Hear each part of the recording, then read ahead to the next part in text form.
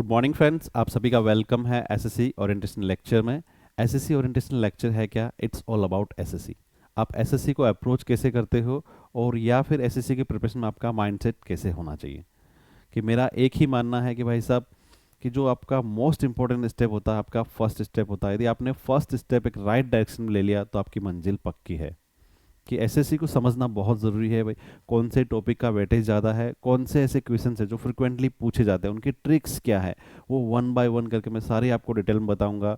ऐसे कंसेप्ट समझाऊंगा। मैंने इस कोर्स को इतना यूनिक डिज़ाइन किया है कि भाई साहब, जिस स्टूडेंट ने आज तक कभी मैथ्स भी नहीं पढ़ी होगी ना, वो भी पढ़ेगा तो भी उसको पूरी मैथ्स लर्न हो जाएगी, याद हो जाएगी। इतना ईजी मेथड मैं आपको सिखाने वाला हूँ।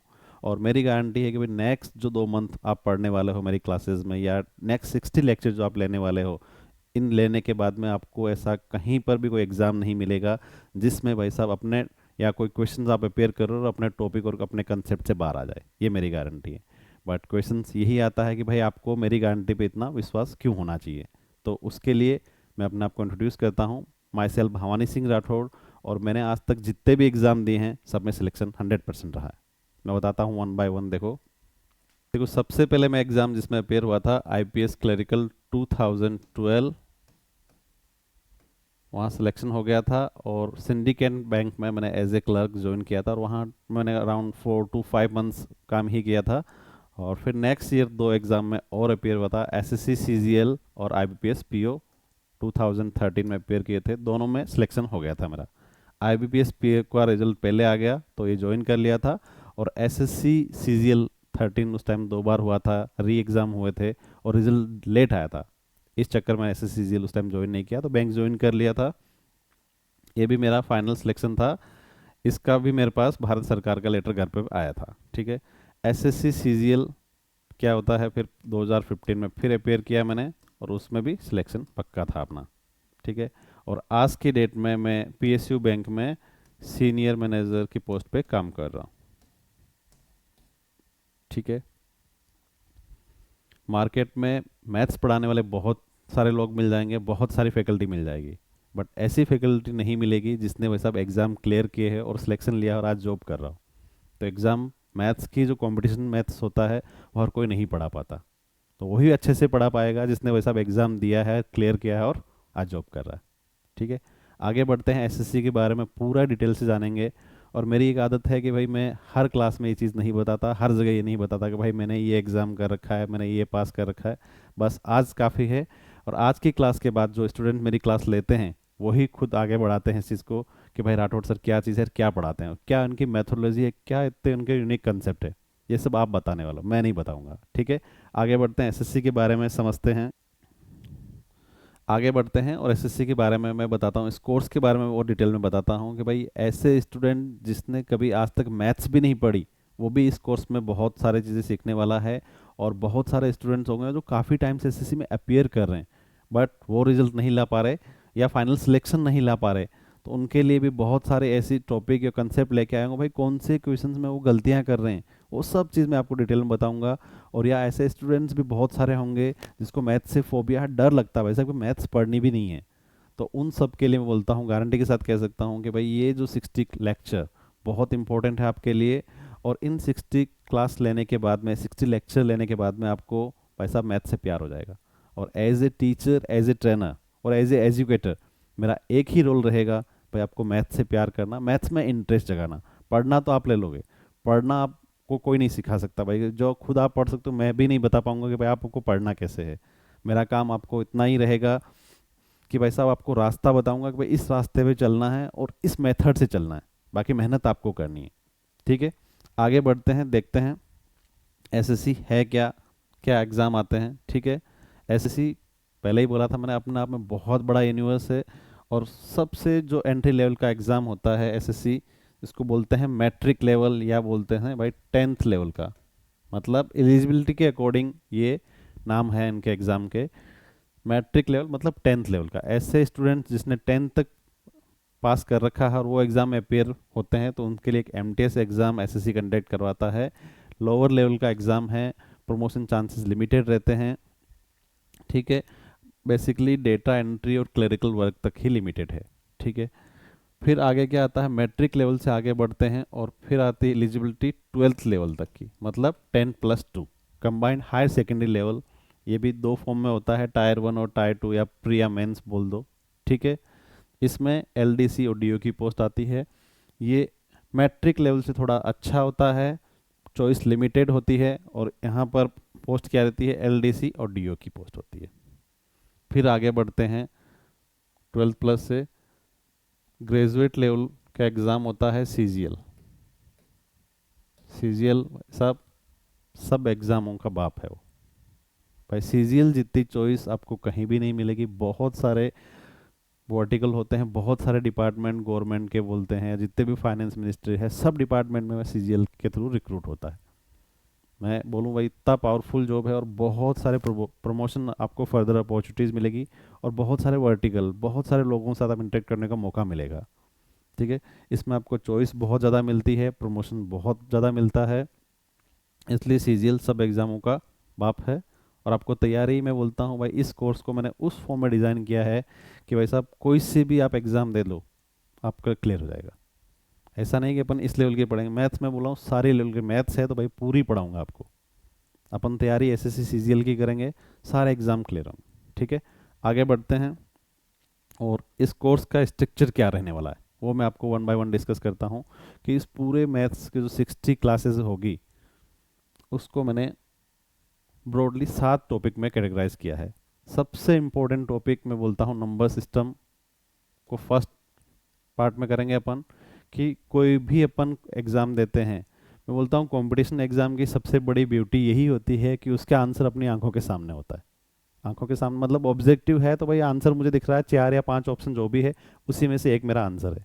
बट वो ढूंढते कैसे हैं, उसकी नंबर सिस्टम का बहुत बड़ा रोल होता है। यदि भाई आंसर नंबर्स में ही तो आएगा कि अपन नंबर मैथ्स पढ़ रहे हैं, नंबर्स पढ़ रहे हैं, तो उसको नंबर सिस्टम की प्रॉपर्टीज़ पता होगी भाई, नंबर्स के क्या प्रॉपर्टीज़ है, क्या उनके कंसेप्ट है, उससे आंसर आना बहुत ईजी हो जाता है। नंबर सिस्टम पढ़ने के बाद में पढ़ेंगे भाई साहब अर्थमेटिक पूरी, ठीक है। कि जितने भी अंकगणित है आप पढ़ते हो, maths, profit loss, time distance, probability, percentage, सब चीज़ अर्थमेटिक में आती है। फिर अर्थमेटिक से आगे बढ़ेंगे अपन, अलजेब्रा को पढ़ेंगे। फिर 4th नंबर पे जियोमेट्री, 5 पे मैंसुरेशन, 6 पे ट्रिग्नोमेट्री, और 7 पे डेटा इंटरप्रिटेशन। आज के एग्ज़ाम के अकॉर्डिंग बहुत इंपॉर्टेंट टॉपिक है डेटा इंटरप्रिटेशन, और यूनिक बना हुआ है भाई, सब एग्ज़ाम में इसके क्वेश्चन फ्रिक्वेंटली पूछे जा रहे हैं, ठीक है। आगे बढ़ते हैं, और एग्ज़ाम या क्लास का स्ट्रक्चर कैसे रहने वाला वो मैं एग्जाम्पल के थ्रू बताता हूँ। कि ये मेरा नंबर सिस्टम का एक टॉपिक है, उसी का बताया भाई, इसको अपन पढ़ेंगे कैसे, मेरा क्लास का मेथड क्या रहेगा पढ़ाने का। सबसे पहले कोई भी जो टॉपिक है, जैसे अपन पढ़ रहे हैं unit digit and remainder theorem, इकाई अंक और सेसफल में, कि भाई जो भी मैं पढ़ाऊंगा आपको बाइलिंगुअल पढ़ाऊंगा,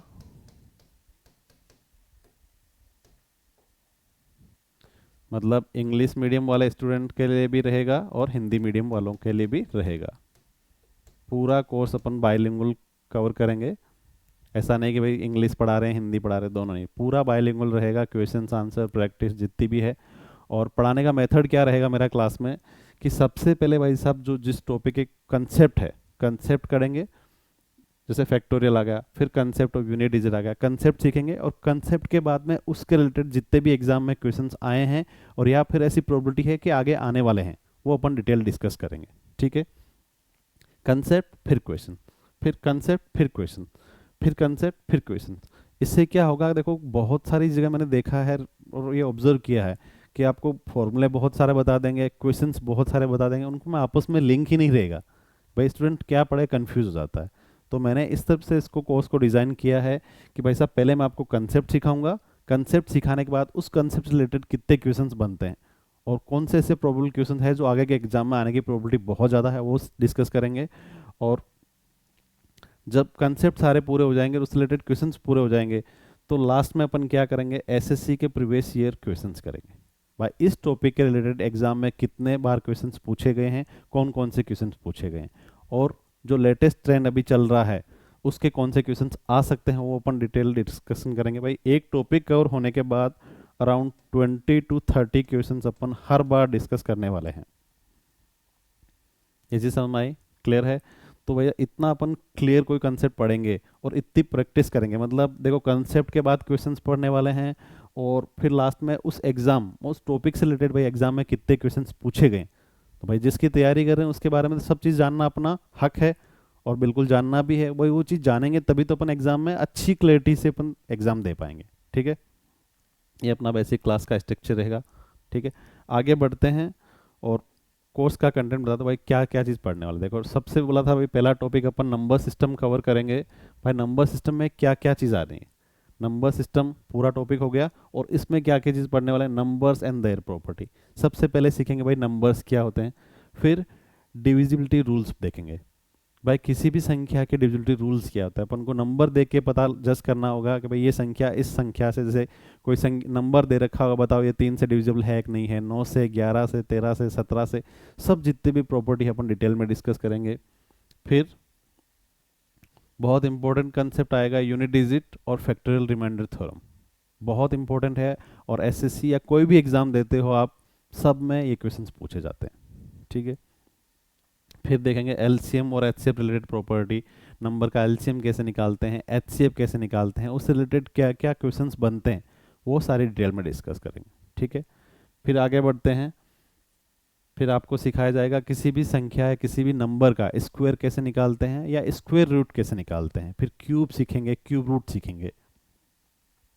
फिर सिंप्लीफिकेशन सीखेंगे, बहुत सारे मैथ्स में जो फॉर्मूलाइज होते हैं उसको सिंपल फॉर्म में कैसे करते हैं, वो कैलकुलेशन आपकी कितने इजी बनाता है, वो डिटेल में डिस्कस करेंगे।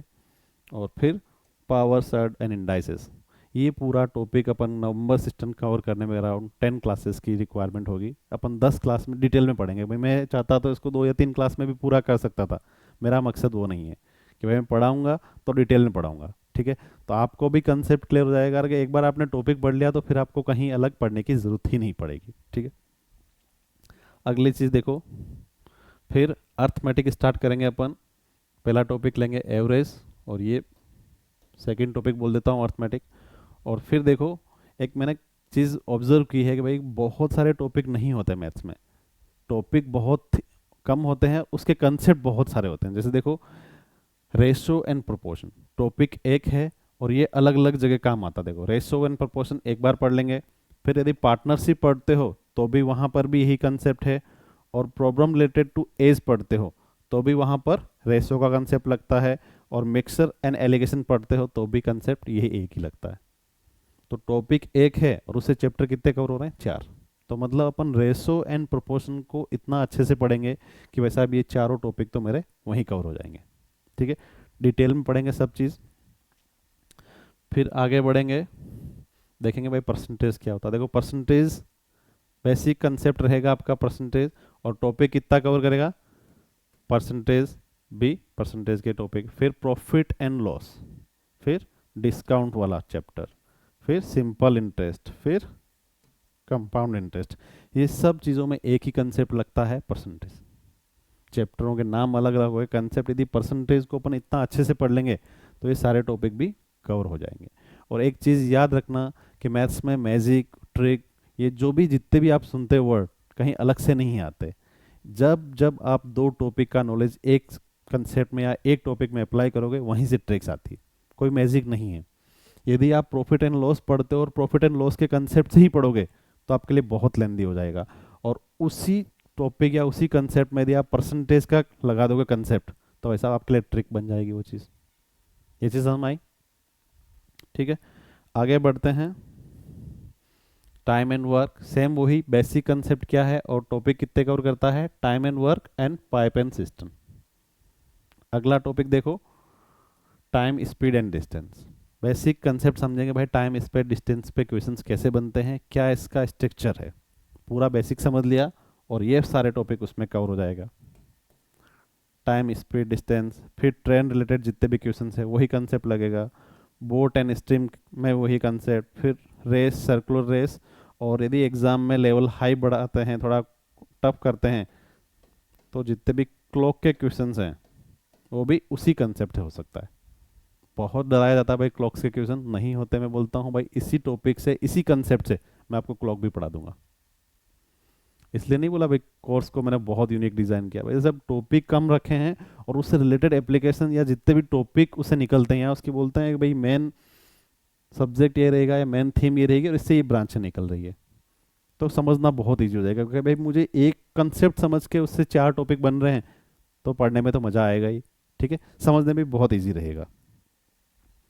आगे फिर जो चीज़ छोटे मोटे टॉपिक अलग से छूट जाते हैं वो अदर इंपॉर्टेंट कंसेप्ट, भाई परम्यूटेशन क्या है, कॉम्बिनेशन क्या है, probability, sequence and series and statics, ये चारों करेंगे और इसके साथ आपकी अर्थमेटिक कंप्लीट हो जाएगी, ठीक है। और ये भी अराउंड 20 to 25 लेक्चर लगेगा अर्थमेटिक कंप्लीट होने में, ठीक है। आगे बढ़ते हैं।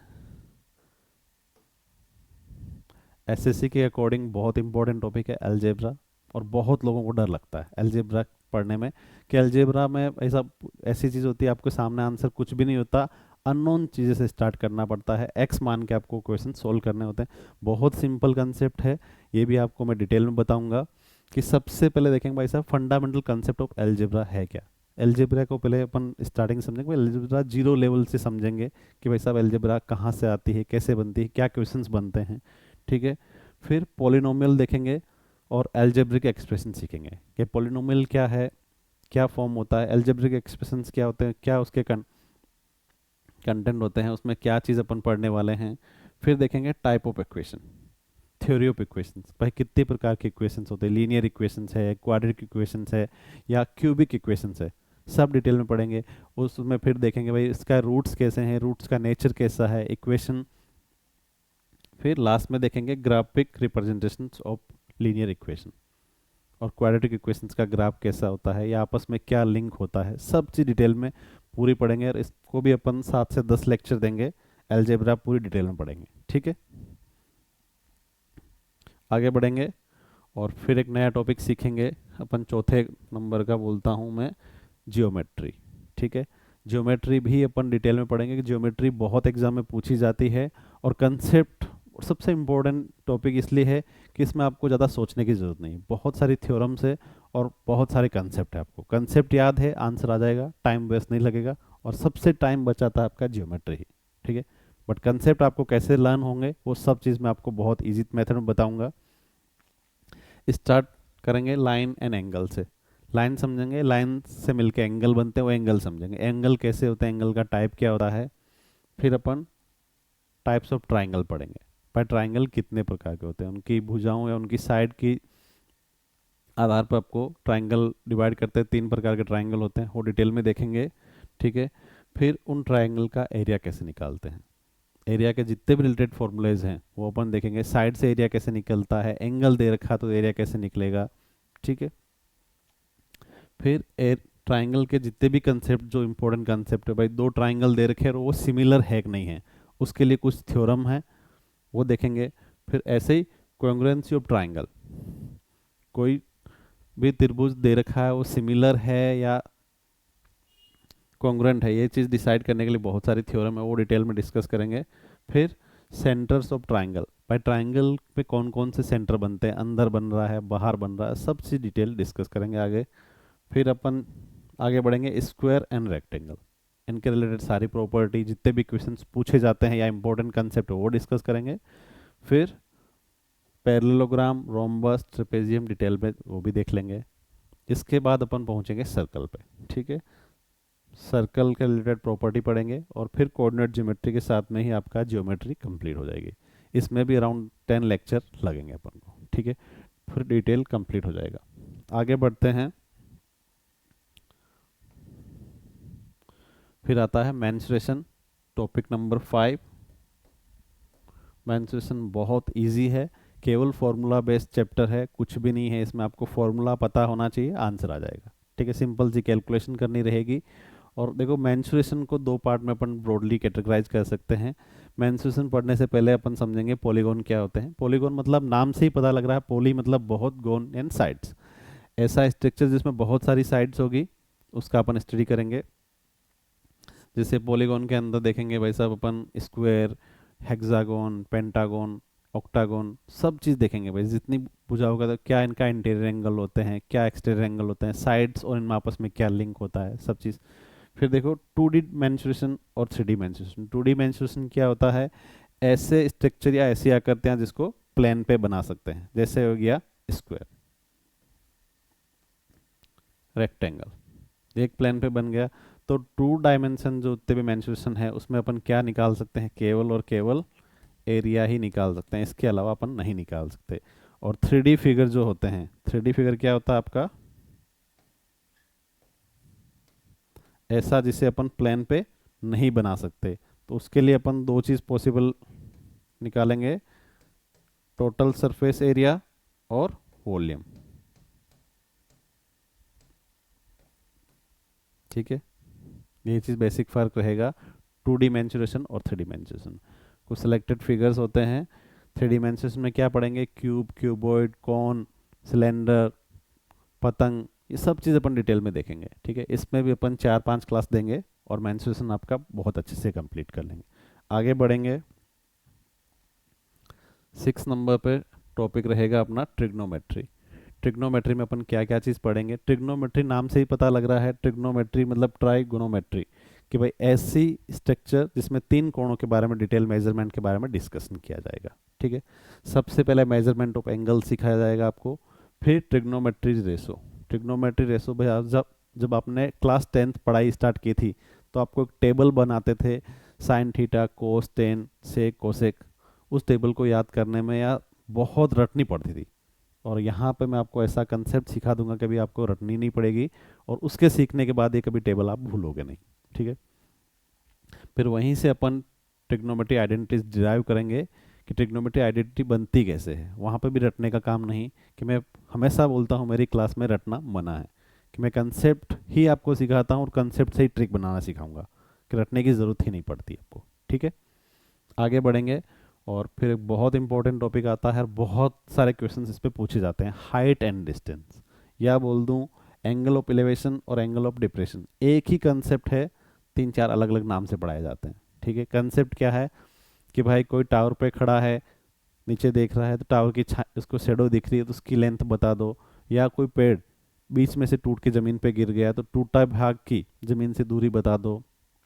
बहुत सारे क्वेश्चन, कंसेप्ट एक ही रहेगा, लिमिटेड एंगल्स आते हैं उसमें, और बहुत इजीली अपन पढ़ेंगे। ठीक है, आगे बढ़ते हैं, डेटा इंटरप्रिटेशन आज के टाइम में बहुत हॉट सेल टॉपिक है और बहुत एग्जाम में पूछा जाता है और बहुत बार पूछा जाता है, वेटेज बहुत बढ़ रहा है। देखो डेटा इंटरप्रिटेशन क्या है, कोई अलग से टॉपिक पढ़ाने की ज़रूरत नहीं है, और फिर भी अपन पढ़ाएंगे कि भाई इंपॉर्टेंट है तो कंसेप्ट अलग से नहीं है, डेटा आपको बेसिक चीज़ पता होनी चाहिए, डेटा इंटरप्रिटेशन है क्या। नाम से देखो डेटा इंटरप्रिटेशन, आपको डेटा दे रखा होगा, उसके बेसिस पे आपको क्या करना है, इंटरप्रेट करना है, कि आपको रिजल्ट या कंक्लूजन निकालना है, इस डेटा से अपन में क्या चीज़ निकाल रहा हूँ। देखो सबसे चीज़, पहली चीज़ देखेंगे अपन, table based data. Table based data क्या होगा, आपको एक टेबल की फॉर्म में डेटा दे रखा होता है, जैसे ये एक दे रखा है, ईयर वाइज डेटा दे रखा है, salary, expenses, interest paid on loan, सब चीज़ दे रखा है। तो इस डेटा के आधार पर आप क्या बोल सकते हो कि भाई ये चीज़ जो डेटा है इससे क्या कंक्लूजन निकल सकता है। देखो इसकी सैलरी बढ़ रही है, एक्सपेंसेस भी बढ़ रहा है, सब चीज़ मैं डेटा देख के बता सकता हूँ। पाई चार्ट क्या होता है, पाई चार्ट आपको ऐसा दिखता है, सर्कुलर फॉर्म में डेटा दे रखा होगा। यहाँ पे क्या दे रखा है, जो स्टूडेंट्स है सब्जेक्ट कौन कौन से लाइक करते हैं, mathematics, science, social science, English और हिंदी, 5 सब्जेक्ट का डेटा दे रखा है और उनको एंगल की फॉर्म में डिस्ट्रीब्यूट कर रखा है। देखो सबसे ज़्यादा कौन सा सब्जेक्ट पढ़ा जाता है, डेटा देख के बता सकते हैं, बिल्कुल ये पाई चार्ट देख के बता सकता हूँ। जो ऑरेंज कलर का जो डेटा है सबसे ज़्यादा वही है, और उसके बाद में कौन सा है, ये देखो येलो कलर का जो डेटा है साइंस, फिर ग्रे कलर का, फिर लाइट ग्रे, और फिर ये। तो डेटा देख के मैं क्या इंटरप्रेट कर पा रहा हूँ कि भाई कौन सा सब्जेक्ट सबसे ज़्यादा पसंद कर रहे हैं, तो यही चीज़ है। फिर इसके बेसिस पे अपन को डिफरेंस पूछ लेगा, बता दो किस में ज़्यादा ग्रोथ होगी वो पूछ लेगा। तो अल्टीमेटली अपन इस टॉपिक में करेंगे क्या, कंसेप्ट एक ही यूज़ करेंगे, परसेंटेज का। ठीक है, फिर देखो बार ग्राफ, ये बार ग्राफ हो गया। बार ग्राफ में क्या दे रखा है, ये कुछ स्टूडेंट्स की रीडिंग हैबिट्स के बारे में दे रखा है, या नंबर दे रखा है। बताओ सबसे ज़्यादा क्या चीज़ स्टूडेंट एक्टिविटी करते हैं, सबसे बड़ा ग्राफ किसका है, इनको बार बोलते हैं, अरे बार का ग्राफ है, इसलिए इस कंसेप्ट का नाम क्या रहता है, बार ग्राफ। ठीक है, तो अपन को देख के ही पता लग रहा है भाई सबसे बड़ा टावर किसका है, पिंक कलर। पिंक कलर क्या है, खेलने का। तो वैसे आप सबसे एक्टिविटी ज़्यादा क्या हो रही है, खेलने के लिए। तो मैंने डेटा देख के क्या इंटरप्रेट किया, एक चीज़ बता दी कि भाई साहब सबसे ज़्यादा मेरे पास क्या है, प्लेइंग वाले स्टूडेंट्स है, और सबसे कम कौन से हैं, रीडिंग वाले। डेटा देख के ही तो बता रहा हूँ। ठीक है, फिर आगे चीज़ आती है लीनियर ग्राफ। लीनियर ग्राफ क्या होता है, देखो लाइन की फॉर्म में ग्राफ होता है। ठीक है, और यहाँ पर भी डेटा देख के मैं पढ़ सकता हूँ, डेटा इंटरप्रेट कर सकता हूँ कि भाई सबसे ज़्यादा क्या चीज़ हो रही है, कौन से मंथ में स्टूडेंट बाइस, नहीं ये क्या है, नंबर ऑफ बाइसिकल सोल्ड। भाई मंथ वाइज डेटा दे रखा है, और जनवरी में कितनी बाइसिकल सोल्ड हुई, फिर फेब मार्च अप्रैल मई जून, सब मंथ का अलग अलग डेटा दे रखा है। ठीक है, तो ये लाइन की फॉर्म में ग्राफ बन रहा है, देखो लाइन की फॉर्म में ग्राफ बन रहा है, तो इसको क्या बोलते हैं, लीनियर ग्राफ। इतना पढ़ने के बाद ये 60 लेक्चर जब हो जाएंगे तो आपका पूरा कोर्स कंप्लीट हो जाएगा, और मेरी गारंटी है कि आप 60 लेक्चर लेने के बाद इंडिया के किसी भी कोने में बैठे हो और कोई से भी एग्जाम में अपेयर हो रहे हो जिसमें मैथ्स आती है, तो वैसे आप गारंटी के साथ कह सकता हूँ कोई कंसेप्ट ऐसा नहीं, कोई टॉपिक ऐसा नहीं अपने पढ़ाई में से बाहर आ जाए। ठीक है, थैंक यू। और नेक्स्ट ऑन टुमारो ऑनवर्ड्स अपन आगे क्लास स्टार्ट करेंगे नंबर सिस्टम से। ठीक है, थैंक यू।